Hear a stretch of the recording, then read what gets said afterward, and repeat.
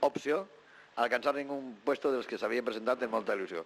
Però tal com he dit a les 2:30 de l'esperat del mateix dia d'avui, jo crec que l'èxit ja estava assegurat a eixa hora que han fet aquesta primera votació, perquè crec que en la llavor que s'ha fet, en l'esperit de lucha que s'ha mantingut, en la il·lusió que en la gent del partit s'ha aconseguit aquests dies, creguem sincerament que el partit ha augmentat el número de vots fins ara, a aquest moment, en relació a les passades eleccions, i per tant això ja seria suficient com per continuar en aquesta lucha per al nacionalisme valencià, motiu principal que té que moure els homes d'aquest partit. Ànimo pues a tots, no us desanimeu, i penseu que si el camí va ser dur, la lucha i la il·lusió dels homes d'Esquerra Nacionalista té que continuar per aquest camí, i en l'empenyo de luchar per a la nació valenciana crec que això no ha hagut ninguna derrota. És una victòria, valga la paraula, però és que val la pena luchar per la nostra nació valenciana, com he dit.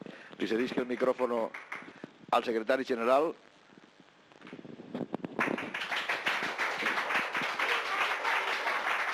Jo estic totalment d'acord amb el que ha dit el nostre president. Continuarem lluitant perquè dins de 4 anys els resultats siguin molt més beneficiosos, i com diu un meu company del partit, si dins de 4 anys els resultats no són iguals, entonces no hi ha més remei que fer la zanja, fer la frontera i tirar la gent al cocodrilo. Visca la nació valenciana.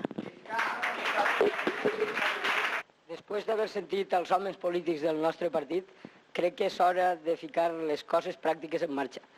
Un dels fallos que tenim en el nostre emplaçament polític ha sigut el no donar-nos a conèixer en claritat de qui som i com som. Pense que és una de les coses grosses que n'hi ha que començar a fer.